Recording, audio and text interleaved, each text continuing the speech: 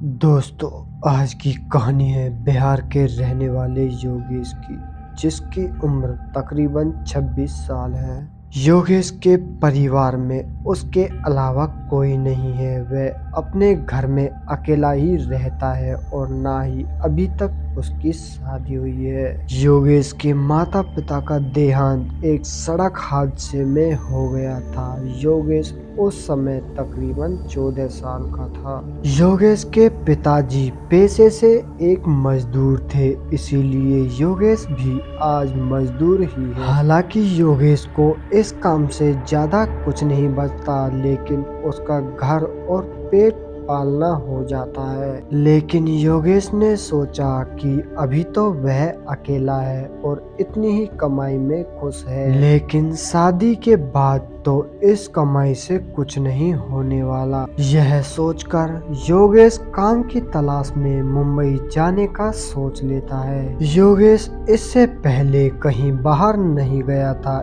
इसीलिए योगेश को ज्यादा कुछ जानकारी नहीं होती, लेकिन एक दोस्त योगेश का बाहर मुंबई में रहता था। तुरंत योगेश उससे थोड़ी बहुत जानकारी लेने के बाद ट्रेन से मुंबई जाने का निर्णय ले लेता है। योगेश की कमाई के जितने भी उसके पास पैसे थे, वो सभी उन्हें लेकर अपने पॉकेट में डाल लेता है और चलने से पहले वह अपने पड़ोसी और कुछ रिश्तेदारों को इस बारे में खबर कर देता है कि वह काम के लिए बाहर मुंबई जा रहा है, और तुरंत वह वहां से मुंबई के लिए रवाना हो जाता है। सबसे पहले योगेश ट्रेन स्टेशन पर पहुंच जाता है और वहां पर ट्रेन आने का इंतजार करने लगता है। वह एक बेंच पर बैठकर ट्रेन के आने का इंतजार कर ही रहा होता है कि अचानक से एक लड़की आकर उसकी बेंच पर बैठ जाती है। उस लड़की ने काले कलर के कपड़े पहने हुए थे, जो कि उसके गोरे शरीर पर बहुत ही सुंदर दिखाई दे रहे थे। वह लड़की इतनी खूबसूरत दिखाई दे रही थी, कोई भी इंसान उसे देखकर पागल हो जाए। पहली बार ही योगेश उसे देखकर अपने आप को रोक ना सका और उसके पास जाकर उसका नाम पूछने लगा। तभी उस लड़की ने बताया कि उसका नाम आरती है। अब वो दोनों एक दूसरे के साथ घुल मिल गए और वहीं पर ट्रेन का इंतजार करते हुए बातें भी करने लगे। और तभी कुछ ही देर में ट्रेन उस स्टेशन पर आ पहुंची और वह दोनों एक साथ ट्रेन में घुसकर एक बोगी में बैठ गए। लेकिन योगेश के लिए सबसे बड़ी खुशी की बात तो यह थी कि उन दोनों की सीट एक ही थी, और मन ही मन वह यह भी सोच रहा था कि इस लंबे सफर में मैं उसे यह भी बता दूंगा कि मैं उसे बहुत ज्यादा पसंद करने लगा हूँ। लेकिन उसे इस बात का अंदाजा बिल्कुल नहीं था कि आज की रात उसके लिए कितनी खतरनाक है। वह उस सीट पर बैठा हुआ उससे बातें कर ही रहा था कि तभी उसे टॉयलेट आ गई और वह बाथरूम की तरफ चला गया। और जब वह वापस आ रहा था तो आते समय उसे अपना एक पुराना दोस्त मिल गया, जिसका नाम जितेंद्र था। वह दोनों बचपन के बहुत ही अच्छे दोस्त थे, लेकिन जितेंद्र के पिताजी का ट्रांसफर उस समय किसी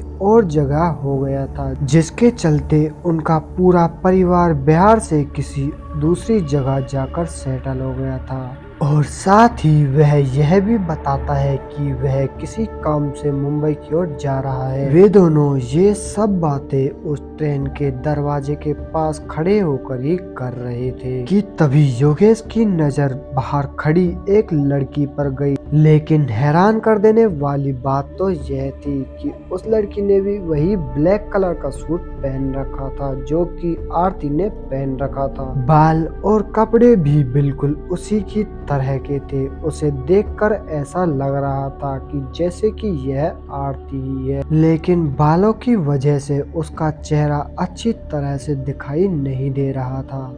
लेकिन वह इस बात को इग्नोर करते हुए जितेंद्र के साथ दोबारा से बातों में लग गया और साथ ही उसने जितेंद्र को आरती के बारे में भी बताया। और तभी योगेश उस लड़की से मिलाने के लिए भी जितेंद्र को बोलता है और वो दोनों उस लड़की के पास जाने लगते हैं। लेकिन अचानक से जितेंद्र को ट्रेन के बाहर एक लड़की ट्रेन के साथ भागती हुई दिखाई देती है, जिसने काले कलर के कपड़े पहने हुए थे, जिसके चलते जितेंद्र वहीं पर रुक जाता है। लेकिन जैसे ही योगेश उसके पास आता है और उससे पूछने लगता है कि क्या हुआ भाई, अचानक से कैसे रुक गए, तभी जितेंद्र योगेश को कहने लगता है कि मैंने अभी एक लड़की को ट्रेन के साथ भागते हुए देखा था, जिसने काले कलर के कपड़े पहने हुए थे। जिस पर योगेश जितेंद्र को कहने लगता है कि ये तेरा वहम होगा कि ऐसे अचानक से कोई लड़की ट्रेन के साथ भला कैसे भाग सकती है, किसी को मरना है क्या। इतना कहकर वे दोनों संजय की सीट की ओर चल पड़े। जैसे ही संजय अपनी सीट के पास पहुंचा तो वह आरती को देखकर दंग रह गया। वह इस कदर वहां पर खड़ा हो गया जैसे मानो उसने किसी का भूत देख लिया हो। और तुरंत जितेंद्र योगेश का हाथ पकड़ते हुए उसे एक ओर की तरफ ले गया और यह कहने लगा कि जो लड़की मैंने अभी ट्रेन के साथ भागती हुई देखी थी वह कोई और नहीं बल्कि यही लड़की थी। इतना सुनते ही योगेश हंसने लगा और जितेंद्र को कहने लगा कि भला ऐसे कैसे हो सकता है, आरती तो बहुत देर से ट्रेन के अंदर ही थी। लेकिन तभी जितेंद्र ने संजय को कहा कि तू इस लड़की से दूर ही रहना, यह लड़की कोई आम लड़की नहीं है।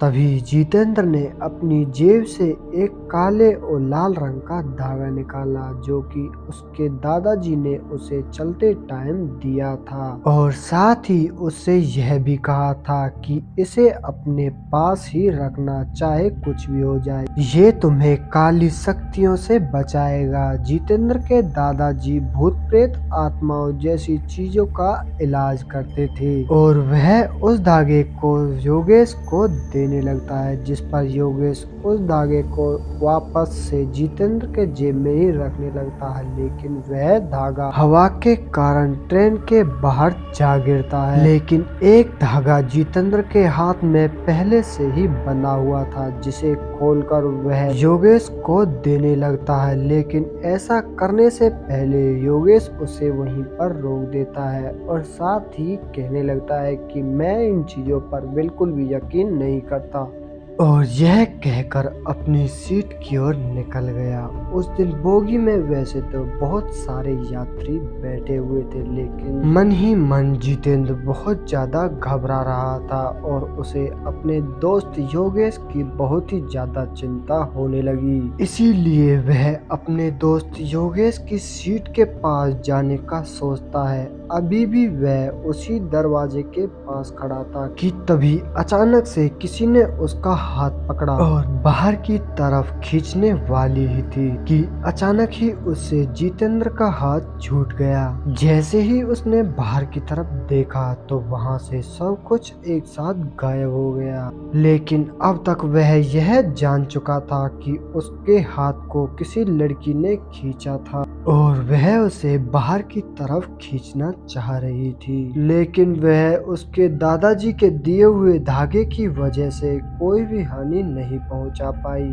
तुरंत वह वहां से निकलकर अपने दोस्त योगेश की सीट पर जाकर बैठ गया और उससे बातें करने लगा। वह अपने दोस्त से बातें कर ही रहा होता है कि अचानक से उसकी नजर आरती पर गई और देखने पर उसको ऐसा लग रहा था कि जैसे उसके बाएं हाथ की एक हथेली किसी ने बुरी तरह जला दी हो, जिसने पहले तो उसे नहीं देखा था। पहले उसके दोनों हाथ ठीक थे। जैसे ही वह आरती से इसके बारे में पूछता है, जिस पर आरती उसे जवाब देती है कि मेरे हाथ में पहले से ही चोट लगी है, पहले तुमने इस पर ध्यान नहीं दिया था, लेकिन पहले भी यह चोट लगी हुई थी। लेकिन जितेंद्र अब तक सारी बात समझ चुका था और उसे लगने लगा था कि यहाँ कुछ न कुछ गड़बड़ तो जरूर है, और उसे अब वहाँ घुटन होने लगी थी, जिसके चलते वह वहाँ से उठकर दोबारा से दरवाजे के पास चला जाता है।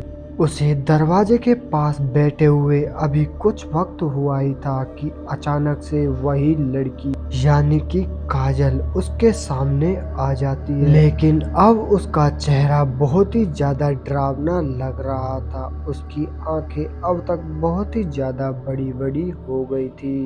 पहले तो वह जितेंद्र को देखकर उसके सामने हंसने लगती है और तुरंत कुछ देर बाद वह हवा में उड़ने लगी और बड़ी बड़ी आंखों से डराते हुए जितेंद्र से कहने लगी, अब तुम्हें कोई नहीं बचा सकता, तुम्हें ये तुम्हारा धागा भी नहीं। इतना सब सुनते ही जितेंद्र वहीं पर बहुत ही ज्यादा घबरा गया। उसके रोंगटे खड़े हो गए। वह अपने दोस्त को आवाज लगाना चाह रहा था लेकिन अब तक उसके गले से आवाज भी नहीं निकल पा रही थी। उसका शरीर पूरी तरह से वहां पर इस तरह जम गया था कि मानो इसे किसी जंजीरों से बुरी तरह जकड़ लिया हो। लेकिन जितेंद्र उस धागे की मदद से वहां से उठ खड़ा हो गया और तुरंत भागकर अपनी बोगी की तरफ गया। लेकिन जैसे ही वह बोगी के अंदर गया उसने पाया कि वहां पर बैठे सभी लोग मर चुके हैं और उनकी आंखों से बुरी तरह खून निकल रहा था।